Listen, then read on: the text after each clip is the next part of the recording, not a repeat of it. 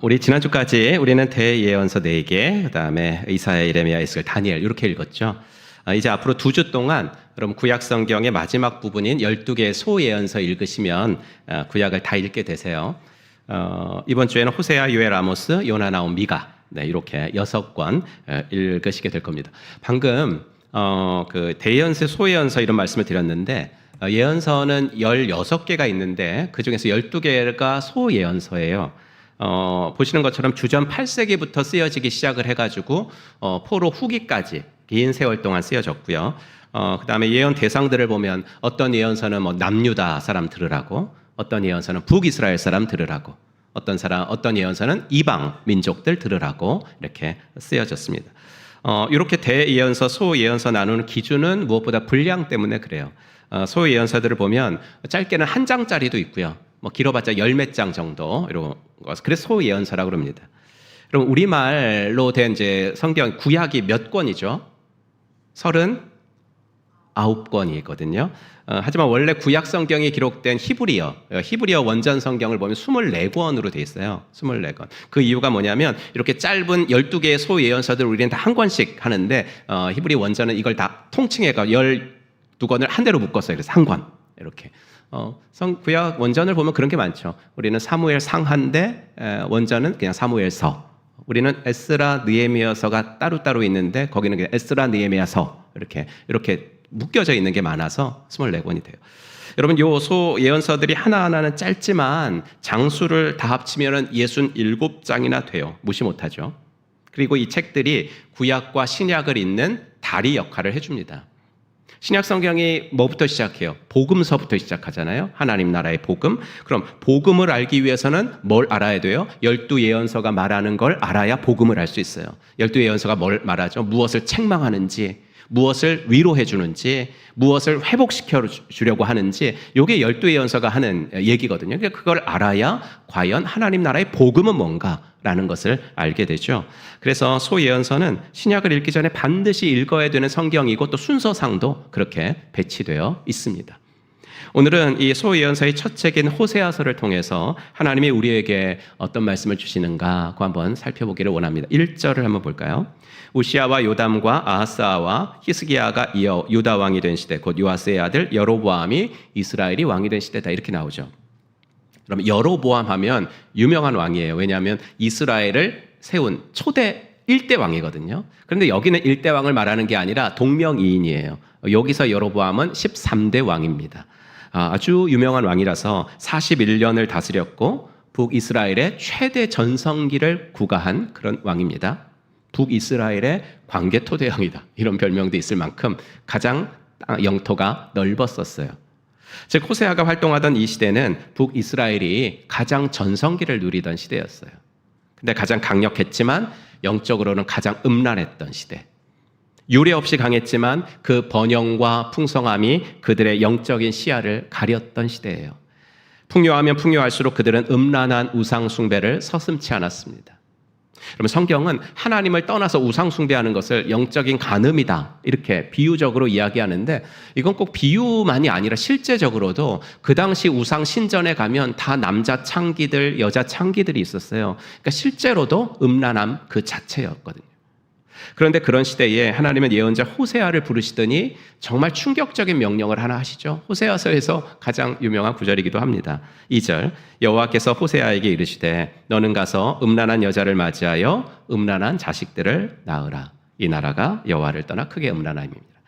음란한 여자를 내 아내로 데려와서, 창녀를 데려와서 음란한 자식들을 낳아라. 당신의 사랑하는 예언자 호세아, 당신의 사랑하는 종을 그 시대의 스캔들의 주인공으로 만들어버리겠다라는 거죠. 여러분, 사람들이 얼마나 수군거렸겠어요. 호세아가 고멜 데려다가 음란한 여자랑 살면서 아기를 낳아요. 그럼 아니, 하나님의 예언자라는 사람이 창녀랑 결혼을 하더니 애까지 낳대. 그 소문이 안 돌았겠어요? 그런데 이것은 한 개인사가 아니에요. 2절 끝에 보시면 부연 설명하잖아요. 이 나라가 여호와를 떠나 크게 음란함이니라. 이건 한 개인의 이야기가 아니라 이렇게 말도 안 되게 망가진 상태가 그때 이스라엘의 실상이었다라는 이야기를 해주시고 싶은 거죠.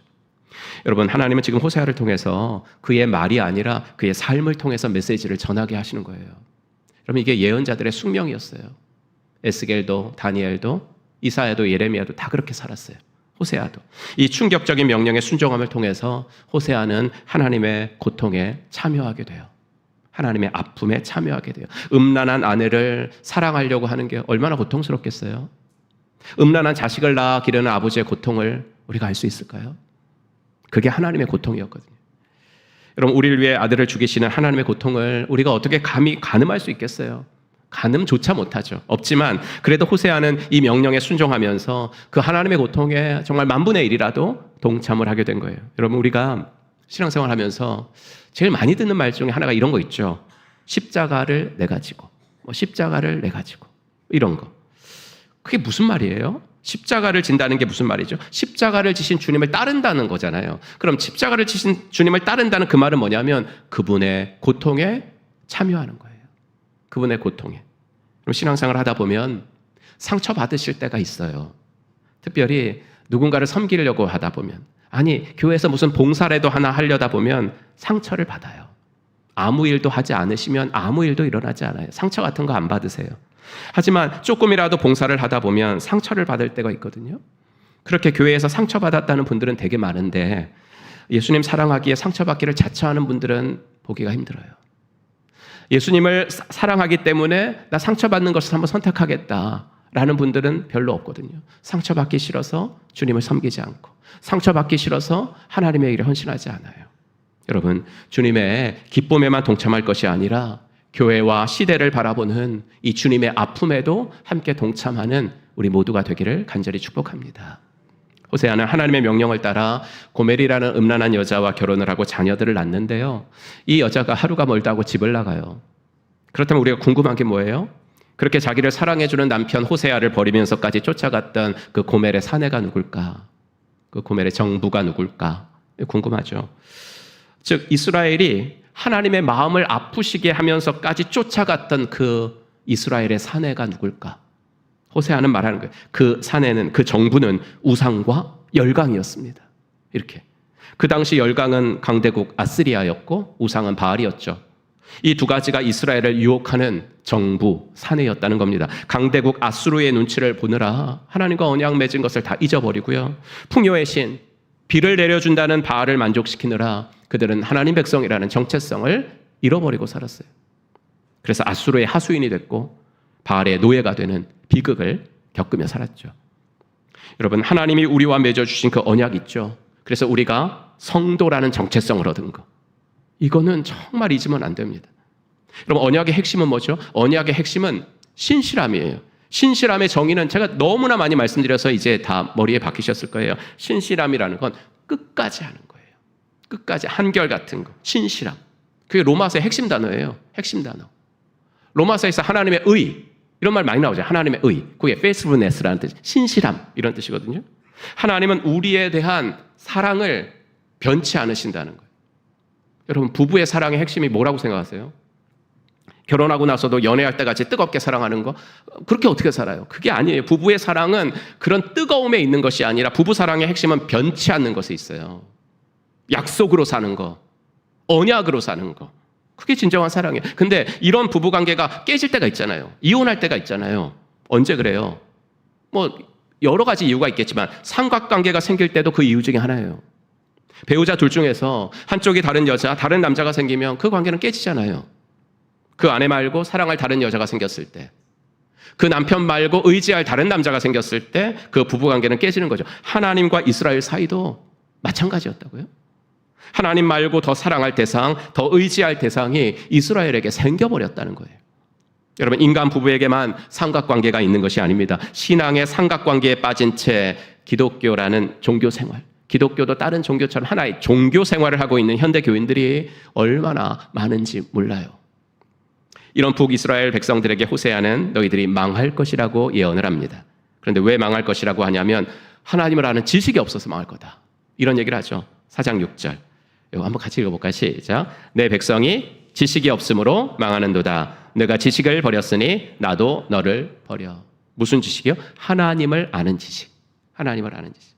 여러분, 인간의 모든 죄는요, 다 여기서 시작이 돼요. 하나님 성전이 없어서 망한 것이 아니잖아요. 그들의 율법이 없어서 망한 것이 아니잖아요. 하나님을 아는 지식이 없어서 망할 것이라고. 그들은 성전에서 율법을 따라서 정기적으로 제사를 드리고 예물을 드렸어요. 안식일 지켰죠. 월삭 지켰죠. 절기 지켰죠. 그러니까 현대말로 할까요? 그러니까 안식일 지켰다는 것은 주일 성수했다. 주일 성수해서 주일 헌금도 드리고, 그 다음에 월삭 지켰다. 이건 우리식으로 하면 일일 특세했다 이 말이에요. 일일 특세했다. 한 끼 금식 헌금 드리고, 그 다음에 절기도 지켰다. 우리 다음 주에 맥주 감사 절기 지키잖아요. 그런 절기 감사 헌금도 드렸다 이거죠. 그런데 그들이 왜 그렇게 열심히 제사를 드리고 열심히 예물을 드렸을까요? 그게 사죄의 길이고 그게 축복의 길이라고 믿었으니까. 그러니까 그렇게 제사 열심히 드리면 죄 지어도 다 용서받고, 또 그렇게 예물 드리면 축복받고, 그래서 그렇게 열심히 제사에 매달린 거예요, 그들이. 여러분, 내일 엣지 통독 제목이 되게 재밌어요. 뭐냐면 의식. 이게 내일 엣지 통독 제목입니다. 즉 그들은 제사 의식에는 충실했는데, 즉 그 많은 제사를 드리면 의식은 하나도 안 바뀌었다 이거예요. 그렇죠? 즉 예배는 많이 드렸는데 하나님이 어떤 분이신지 몰랐다고요. 하나님이 무엇을 원하는지 몰랐다고요. 여러분, 이게 제사 중심 종교의 비극이에요. 이게 건물 중심 종교의 한계예요. 여러분, 중세 카톨릭 미사를 생각해 보세요. 얼마나 정교하고 정성스러웠습니까? 그때 카톨릭 미사가. 하지만 거기에 진리가 없었잖아요. 복음이 없었고 그저 전통만, 관습만. 그래서 루터가 종교개혁을 일으킨 거 아니에요? 이런 제사 중심, 전통 중심 종교의 대표자들로 성경에 나오는 사람들이 사두개인들이라는 사람이에요. 그럼 복음서를 보면요, 우리 예수님이 되게 싫어하시고 경계하셨던 그룹이, 우린 바리새인이라고 알고 있는데 사두개인이에요. 바리새인들은 그래도 변할 가능성이라도 있어가지고 그렇게 꾸짖으신 거예요. 나무라이기도 하시고. 하지만 사두개인들, 이 사람들이 성전 권력자들이었거든요. 성전을 중심으로 한 그 당시 기득권자들이었어요. 복음서 후반으로 가시면 사두개인들이 예수님을 죽이는데 앞장서요. 빌라도를 회유한 것도, 협박한 것도 사두개인들이에요. 백성들을 선동한 거 사두개인들이에요. 이런 종교 권력자들의 횡포가 극에 달했던 시대가 바로 호세아가 살고 있던 시대였어요. 이들은 세상이 어떻게 되든, 그 가운데서 하나님의 백성들이 어떻게 살든 거의 관심이 없었어요. 성전에 와서 성도들이 제물만 많이 바치면 오케이, 헌금만 많이 바치면 성도가 어떻게 살든 다 용납해 줬다고요. 그러니 그 제사가 하나님 앞에 드려지는 제사가 됐겠어요, 그게? 그렇죠? 제사가 아니라 거래였죠. 거래였죠. 우리 눈 감아 달라고. 백성들이 바치는 예물은 헌물이 아니라 뇌물이었죠. 이렇게 종교가 타락하면서 호세아 시대는 진실과 인애와 하나님을 아는 지식은 사라지고 거짓과 속임수는 넘쳐나던 시대. 그럼 4장 1절을 한번 볼게요. 이 땅에는 진실도 없고 인애도 없고 하나님을 아는 지식도 없고 오직 저주와 속임과 살인과 도둑질과 가는뿐이요. 여러분, 그 사회에서 사라진 거 3가지라 그러죠. 진실, 인애, 하나님 아는 지식. 이게요, 하나님과의 언약 관계를 위해서는 필수적인 3가지예요. 그러니까 쉽게 말하면 하나님의 백성들이 하나님의 백성다움을 지켜내기 위해서 필요한 거 3가지. 진실과 인애와 하나님의 아는 지식. 근데 이거 다 없어졌어요. 이 3가지가 다 없어지고 대신에 뭐가 넘쳤다 그래요? 거짓과 속임과 살인과 도둑질이 넘치는. 하나님이 원하시는 자비의 원리는 다 사라지고 힘의 논리, 강자의 논리가 득세하는 전쟁터가 되었다는 거죠. 여러분, 하나님을 아는 지식에서 떠나면서 하나님과의 관계가 어긋나면서 사회가 엉망이 되고 말았다라는 이야기예요. 여러분, 그래서 우리도 물어야 돼요. 그래서 내일부터 우리가 직장 또 나가잖아요. 나로 인해서 내가 있는 곳이 하나님 보시기에 좋은 곳이 되는지 아니면 하나님 보시기에 흉한 곳이 되는지, 내가 가는 곳이 나로 인해서 하나님 보시기에 아름다운 곳이 되는지 아니면 엉망이 되어가고 있는 곳이 되는지 물어야 되죠. 근데 여러분, 이스라엘 종교가 그렇게 타락을 하고 하나님과의 관계가 어긋난 이유가 뭘까? 호세아가 말하는 게 딱 한 가지밖에 없어요. 뭐냐면 자기 배만 채우던 제사장들 때문이었습니다. 이렇게 이야기해요. 하나님의 말씀을 제대로 가르치지 않은 제사장들 때문이었다고. 백성들이 왜 하나님을 아는 지식이 없었어요? 하나님을 아는 지식이 없어서 백성이 망했는데, 왜 백성들이 하나님을 아는 지식이 없어졌냐면 제사장들이 율법을 가르치지 않았다고요. 그들의 직무유기가 종교의 타락을 가져온 거예요. 말씀에 밝았어야 될 사람들이 돈에 밝았다고요. 여러분, 이 시대의 그리스도인들에게 하나님 말씀하세요. 너희들은 말씀에 밝을 사람인데 왜 돈에 박냐고. 그럴 때 종교가 타락했고, 종교가 타락하니까 사회의 범죄가 늘어난 거예요. 여러분, 그때 사람들이요, 죄를 너무 많이 짓는 거야. 죄를 많이 짓니까 또 교회를 자꾸 오는 거예요. 예, 우리는 죄를 많이 지으면 교회를 안 올 것 같은데, 그때는 왜 죄를 지으면 가서 제사를 드려야 용서받는다고 생각했거든요. 그러니까 죄를 많이 지으니까 성전에 너무 많이 와. 그러니까 교인들이 너무 많이 늘어나요. 교인들이 너무 많이 늘어나니까 또 누구도 늘어나야 돼요? 교역자들도 늘어나야 되는 거예요. 예, 교인들이 늘어나니까 제사장들, 성직자들, 성전 봉사자들도 늘어난 거예요. 근데 뭐예요? 사회의 범죄는 더 늘어났다고요. 이상하잖아요. 종교가 번성하고 종교인이 늘어나고 교역자들이 늘어나면 사회가 정화돼야 되고 범죄가 줄어야 하는데 오히려 더 늘어나는 기현상이 나타나고 있었어요. 왜요? 종교가 책임을 다하지 못했기 때문에 그래요. 그럼 종교가 이렇게 형식적인 종교로 변질이 되면요, 하나님을 아는 지식 사라진다 이렇게 지금 얘기하는데, 더 무서운 게 뭐냐면 죄의식이 약화되는 거예요. 왜요? 너무나 쉽게 속죄가 되거든요. 와서 제사 한 번 드리면 용서받았다 뭐 이렇게 얘기해 주거든요. 여러분, 중세시대 면죄부가 팔리고 그럴 때 있잖아요. 헌금함에 땡그랑 동전 소리와 함께 뭐라 그래서 당신의 죄는 다 용서받았습니다 그랬잖아요. 당신 부모님 이제 연옥에서 천국으로 올라가셨으니까 안심하십시오. 땡그랑 소리 났으니까. 그랬잖아요. 그렇게 죄에 대해서 무뎌지고 죄를 짓는 것에 대담해지고 쉽게 용서가 되니까 굳이 말씀을 지키려고 애쓸 필요가 없죠. 쉽게 용서가 되는데 뭐 굳이 말씀을 따라 살려고 그렇게 노력할 필요 없는 거죠. 그 당시 사람들의 영적 상태가 어떻다 그래요? 5절. 그래서 낮에는 내가 넘어지고 밤에는 예언자가 너와 함께 넘어질 거다. 대낮에도 넘어질 만큼 어두운 영적 상태였다라는 겁니다. 여러분, 사회의 타락을 주도하는 것은 종교의 타락입니다. 종교가 타락하면 사회가 타락할 수밖에 없습니다. 그리고 종교가 타락하는 이유는 그 가운데 종교인의 타락이 있습니다. 특별히 종교 지도자들이 하나님을 가장 먼저 우상화하는 사람들일 수도 있습니다. 종교를 가장 잘 알고 어쩌면 저처럼 종교에 가장 헌신한다고 하는 사람들이 종교를 이용하는 사람들로 전락할 수도 있습니다. 여러분, 이런 현상을 뭐라 그래요? 전문가적 변형이라고 그래요. 전문가적 변형. 그러니까 전문가가 자신의 전문 분야로 인해서 타락하는 현상. 의사가 환자를 그저 돈을 가져다 주는 고객으로 생각하는 거예요. 그래서 환자의 고통에 의사가 무디어지고 얼마나 수가를 더 많이 받을까 생각하는 거예요. 전문가적 변형이라고 그래요. 법조인이 법을 너무 잘 알아가지고 법망을 피해가며 누구보다 편법을 저질러요? 전문가적 변형이에요. 종교도 마찬가지죠. 그 당시에는 이렇게 제사장들은 무책임했고 그들에게 가르침을 받지 못한 백성들은 당연히 무감각, 무지로 치달을 수밖에 없었어요. 여러분, 무지는 말이죠. 무지는 뭘로 연결될 수밖에 없냐? 고집으로 연결될 수밖에 없어요. 이런 말 있잖아요. 책을 한 권만 읽은 사람이 제일 무섭다고. 왜 그래? 자기가 읽은 게 자기가 아는 것이 전부라고 생각하니까. 무지와 고집은 맞닿아 있어요.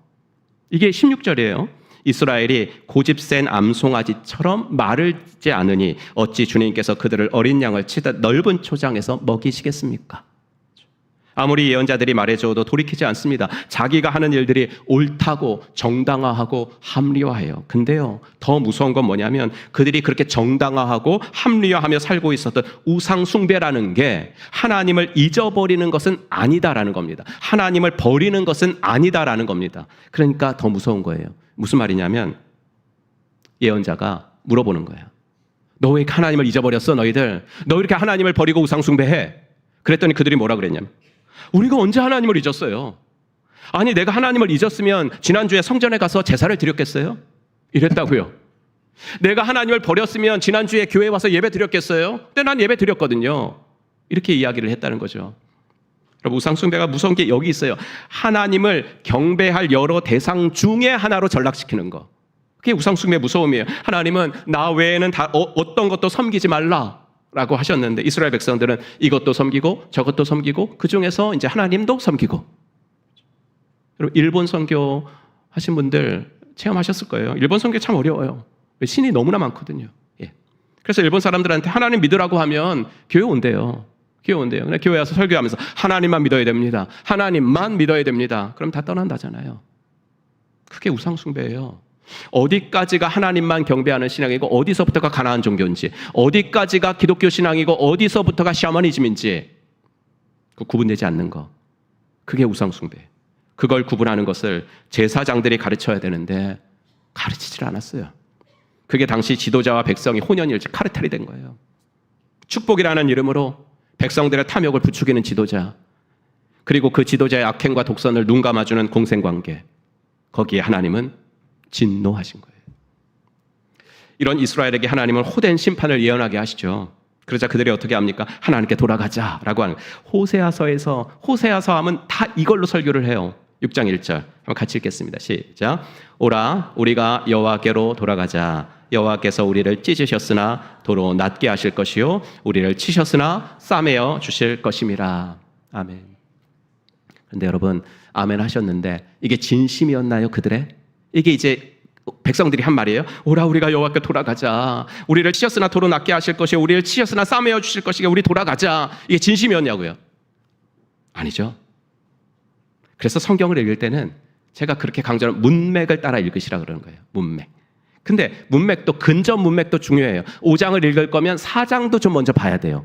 근접 문맥도 중요하지만 이 원접 문맥, 그러니까 호세아서라면 호세아가 활동했던 이 배경, 이런 것도 좀 염두에 두고 읽을 때 성경을 제대로 읽어낼 수 있어요. 제가 지금까지 말씀드린 이 호세아 선지자의 시대상, 이걸 염두에 두고 이 6장 1절을 읽을 때 그들이 말한 여호와께로 돌아가자, 그럼 우리를 낫게 해주시고 싸매 주실 거야, 이게 긍정적으로 읽혀요?